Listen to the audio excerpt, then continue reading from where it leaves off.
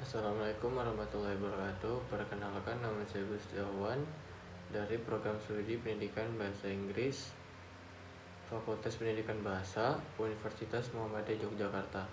Jadi di sini saya akan menyampaikan poin-poin penting yang saya dapatkan saat saya mengikuti pengajian rutin selama 6 kali pengajian. Jadi pada pengajian yang pertama itu berjudul bertema bulan Ramadan dan pematerinya adalah Guru Ahmad Zaini. Jadi di dalam pengajian ini poin penting yang saya bisa dapatkan adalah Ramadan itu adalah berasal dari kata romat yang memiliki arti panas atau membakar. Jadi menurut Imam Al-Qurtubi dalam tafsirnya menjelaskan dinamakan bulan Ramadan karena ia menggugurkan atau membakar dosa-dosa dengan amal soleh. Jadi teman-teman, panas atau membakar di sini tuh bukanlah cuacanya panas, tetapi adalah bulan yang untuk umat muslim di saat melakukan amal soleh itu bisa membakar dosa-dosa umatnya yang saat melakukan beramal soleh di bulan Ramadan. Jadi mengapa demikian di bulan Ramadan? Jadi pada bulan Ramadan umat muslim akan menata ulang dan memperbarui kekuatan fisik, spiritual, dan tingkah lakunya. Jadi sebagaimana panas merepresentasikan sesuatu yang dapat mencairkan materi. Jadi di sini ada suatu hadis yang menjelaskan tentang keutamaan Ramadan yang juga disampaikan Rasulullah SAW di dalam sabtu sabdanya yang berbunyi, man soma Ramadana imanan wahtisaban gufiro lahu ma taqaddama min zanbihi, yang artinya barang siapa berpuasa di bulan Ramadan karena iman dan mengharap pahala dari Allah, maka dosanya di masa lalu pasti akan diampuni. Hadis riwayat Al-Bukhari dan Muslim. Jadi pengajian yang kedua itu bertema tentang kemuliaan bulan Ramadan dan nazar. Pemateri Habib Khalid Assegaf. Jadi pada pengajian rutin ini poin penting yang saya bisa dapat ambil adalah bulan Ramadan adalah bulan yang sangat ditunggu-tunggu oleh umat muslim dalam satu tahun, karena hanya terjadi satu kali dalam satu tahun. Di dalam bulan Ramadan ini banyak sekali kemuliaan, contohnya berpuasa. Kita sebagai umat muslim harus berpuasa di bulan Ramadan karena itu telah ada di dalam bagian rukun Islam yang ketiga, yaitu berpuasa. Jadi berpuasa itu juga sangat mulia bagi kita, karena dengan berpuasa kita sebagai umat muslim bisa melatih kesabaran kita di dalam bulan Ramadan.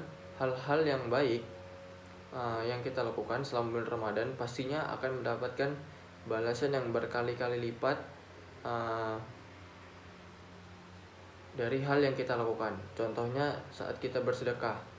Jadi bersedekah ini di sini tuh tidak memandang besar nilai dari apa yang kita berikan, tetapi dari keikhlasan kita sendiri yang memberikannya. Apabila kita banyak bersedekah di bulan Ramadan, maka subhanallah banyak sekali berkah dan pahala yang kita dapatkan di saat itu juga yang diberikan oleh Allah Subhanahu wa taala. Jadi di sini ada hadis yang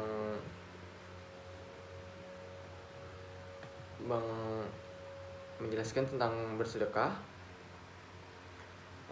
yang berbunyi ayus sodakotif dulu kola sodakotu fai Ramadan. Jadi Rasulullah SAW pernah ditanya, sedekah apakah yang paling mulia? Kemudian beliau menjawab, yaitu sedekah di bulan Ramadan. Hadis riwayat Tirmidzi. Dan selanjutnya yaitu saya akan menjelaskan tentang nazar. Jadi di sini nazar itu adalah sebuah janji yang diucap dan harus dilakukan. Tetapi nazar itu dilakukan apabila di saat kita membuat nazar, kita mengucapkan keinginan kita, dan setelah itu hal apa yang kita lakukan apabila tercapai atau terpenuhi, maka hukumnya wajib bagi kita untuk melaksanakan janji yang telah kita buat itu. Syarat sah nazar adalah lafal nazar harus mengandung kepastian untuk menyanggupi melakukan suatu hal. Jadi misalnya di sini contohnya saya berkata, saya bernazar akan berpuasa pada hari Senin dan Kamis apabila jika saya peringkat 1, saya akan memberikan hadiah pada ibu. Begitu. Dan pengajian yang ketiga itu bertema hal-hal yang dilarang saat berpuasa. Pemateri Guru Abdul Khair. Jadi pada pengajian rutin ini, poin-poin penting yang saya dapat ambil yaitu kita sebagai umat muslim menjadi wajib hukumnya untuk berpuasa. Jadi berpuasa menjadi wajib bagi setiap umatnya itu apabila telah mencapai masa pubertas atau balik. Jadi apabila belum balik itu boleh melakukan puasa setengah hari. Contohnya itu saya pernah waktu itu diajarkan waktu saya masih kecil untuk dilatih untuk bisa berpuasa full. Saya itu dilatih dengan berpuasa dengan setengah hari. Jadi sahur sebelum waktu imsak, yaitu sebelum azan subuh, sahur dan buka di jam 12 siang setelah zuhur dan dibatasi sampai jam 1 siang, dan kemudian dilanjutkan lagi puasanya hingga saat maghrib, azan maghrib telah tiba, itu saya baru berbuka puasa lagi. Nah, jadi di sini berpuasa di bulan Ramadan itu juga ada hal-hal yang tidak boleh kita lakukan di saat berpuasa. Misalkan tuh gini, kan mungkin bapak-bapak dulu sering kalau misalkan pagi, siang atau sore gitu sering merokok. Nah mungkin pernah kelupaan di saat mereka di bulan Ramadan pada pagi atau siang hari mereka tidak sengaja merokok, dan itu sebenarnya tidak apa-apa karena ada itu tidak sengaja, ketidaksengajaan kita saat melakukannya. Tapi apabila kita melakukannya dengan sengaja, maka itu akan bisa membatalkan puasa kita. Dan contoh lainnya itu adalah jangan menunda-nunda waktu berbuka puasa. Jadi kita setelah mendengar azan maghrib di wilayah kita, kita harus segera untuk berbuka. Jadi di dalam sebuah riwayat hadis, Nabi Muhammad SAW menyerukan umatnya harus segera berbuka bila telah waktunya. Jadi contohnya itu misalkan kalau kita di saat kita lagi kerja dan pada waktu itu sudah azan maghrib, kita itu harus berhenti sejenak untuk berbuka, karena apabila kita menunda-nunda itu tidak baik ya. Dan yang selanjutnya itu mandi di siang hari. Nah, mandi pada siang hari ini sebenarnya bukan suatu hal yang aneh yang membatalkan. Tetapi kalau ada tujuannya, misalkan untuk menyegarkan diri atau hal-hal yang lainnya, mungkin ini bisa menjadi suatu hal yang sangat tidak baik kita lakukan di saat bulan Ramadan. Dan yang terakhir itu mungkin suntik. Jadi suntikan ini dengan tujuan medis, tidak membatalkan puasa. Jadi apabila kita suntik dengan tujuan misalkan kita karena berobat, itu tidak membatalkan puasa. Seseorang yang menyatakan masih berpuasa dalam kondisinya dapat melanjutkan berpuasa. Seperti itu. Jadi pada pengajian keempat yang berjudul atau bertema zakat fitrah, pemateri Guru Abdul Khair. Jadi pada pengajian ini poin penting yang saya dapatkan adalah zakat fitrah adalah zakat yang kita keluarkan sesuai dengan jumlah anggota keluarga. Jadi misalkan di keluarga kita itu ada sekitar 7 orang. Jadi kita harus mengeluarkan zakat fitrah itu untuk 7 orang. Jadi hukum untuk mengeluarkan zakat fitrah itu juga wajib bagi setiap umat muslim, baik yang masih kecil atau maupun dewasa. Jadi zakat fitrah dilakukan di bulan Ramadan sebagai upaya menyucikan diri dari perbuatan dan ucapan yang tidak berguna. Jadi adapun firman Allah di dalam Al-Qur'an tentang mengeluarkan zakat sebagai salah satu sifat orang-orang yang berbakti dan penghuni surga, yang berbunyi dan orang-orang yang beriman lelaki dan perempuan sebagian mereka adalah menjadi penolong sebagian yang lain. Mereka menyuruh atau mengerjakan yang ma'ruf, mencegah dari yang munkar, mendirikan sholat, menunaikan zakat, dan mereka taat kepada Allah dan Rasulnya. Mereka itu akan diberi rahmat oleh Allah Subhanahu wa Ta'ala. Quran Surah At-Taubah ayat 71.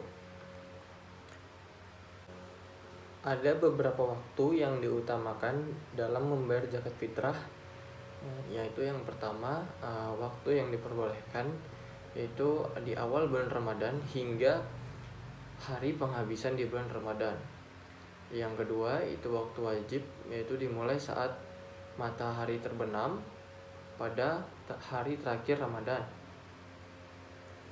Yang waktu utama yaitu sesudah sholat subuh. Waktu makruh yaitu sesudah sholat Idul Fitri. Dan waktu haram yaitu dibayar sesudah terbenamnya matahari di Idul Fitri. Jadi di dalam Al-Quran surat At-Taubah ayat 60 dijelaskan bahwa zakat fitrah wajib diberikan kepada asnaf 8. Asnaf 8 yang di sini yang dimaksud adalah orang fakir, miskin, amil zakat, mu'alaf, budak, orang yang memiliki hutang, sabilillah, dan musafir. Dan di sini zakat memiliki manfaat yang sangat berguna bagi kehidupan di dunia maupun akhirat, yaitu sebagai bentuk membersihkan harta dari yang bukan haknya kita. Dengan melakukan zakat, kita juga telah menolong kepada sesama umat muslim, sesama kita, dengan memberikan sebagian harta kita agar penerima zakat dapat menjalankan ibadah mereka dengan baik tanpa perlu kesulitan lagi. Yang kelima itu bertema belajar sejarah Islam itu penting atau tidak. Pemateri Ustadz Nizam Zulfikar. Jadi poin penting di dalam pengajian ini yang bisa saya dapat ambil, perlu kita ketahui bahwa sejak kecil kita sudah banyak mendengar tentang silsilah Nabi Muhammad SAW. Kita tahu bahwa Abu Lahab adalah paman Nabi Muhammad, tetapi dialah yang paling dibenci oleh Allah Subhanahu wa Ta'ala atas perlakuannya terhadap Nabi Muhammad. Bahkan surah Al-Lahab bisa menjadi gambaran tentang sifat Abu Lahab itu sendiri. Jadi selain itu, nabi dan utusan Allah juga memiliki hubungan satu sama lain, karena Nabi Ibrahim adalah ayah dari Nabi Ismail. Jadi maka dalam mempelajari sejarah Islam sangat penting bagi kita sebagai bentuk pembelajaran dan kecintaan kita terhadap Islam itu sendiri. Dan mempelajari sejarah kebudayaan Islam sangat penting bagi kita umat muslim, khususnya para pelajar yang memiliki intelektual daripada mereka yang terpelajar. Sebagaimana yang telah diajarkan Al-Quran dan As-Sunnah, sebagai golongan yang terpelajar dapat meningkatkan apresiasi mereka terhadap perkembangan Islam, ataupun mengajarkan kepada orang-orang yang belum mengetahui agar dapat mengambil hikmah dan mengamalkannya bersama-sama. Dan diharapkan juga kita bisa bersama-sama menuju jalan yang benar. Dan pengajian yang keenam yaitu bertema pemberantasan korupsi dalam Islam. Pemateri Ustadz Dr. Masudi MAG.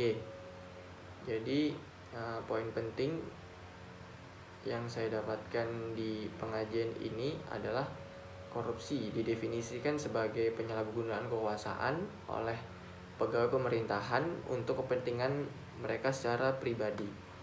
Jadi korupsi adalah suatu tindakan penyalahgunaan kekayaan negara yang melayani kepentingan umum untuk kepentingan pribadi atau per orang, atau dibilang untuk kemauan sendiri lah ibaratkan.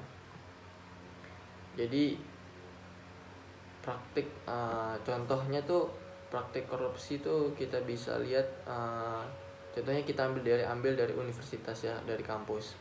Mungkin ada sering anak-anak itu yang ketika ada kelas sering menitip absen. Nah itu salah satu perbuatan korupsi juga sih kalau menurut saya, tetapi di dalam kampus, karena mereka sudah tidak masuk tetapi tetap mengisi absen. Dan di dalam perolehan harta itu ada cara yang benar, dan apalagi batil harus halal. Jadi akadnya harus sesuai dengan Islam, di luar itu berarti dilarang atau haram. Jadi contohnya jual beli itu adalah pemindahan kepemilikan dengan imbalan.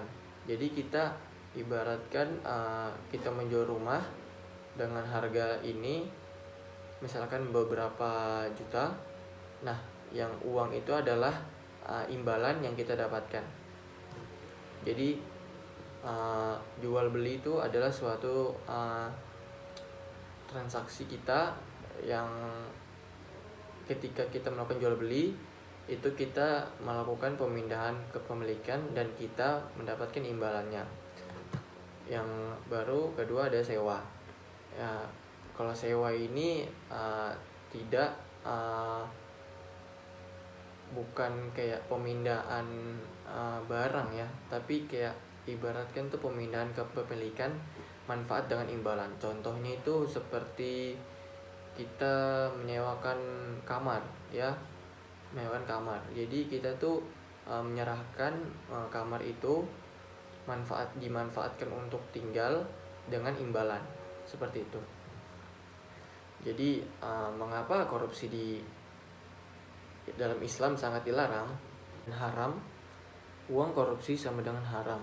Berarti makanan yang kita beli dari hasil uang korupsi itu sama saja haram. Jadi seperti contoh pada Quran surat Al-Baqarah ayat 188 yang memiliki arti, dan janganlah kamu makan harta di antara kamu dengan jalan yang batil, dan janganlah kamu menyuap dengan harta itu kepada para hakim dengan maksud agar kamu dapat memakan sebagian harta orang lain itu dengan jalan dosa, padahal kamu mengetahui. Seperti itu. Mungkin itu saja yang bisa saya sampaikan. Kurang lebihnya mohon maaf. Wassalamualaikum warahmatullahi wabarakatuh.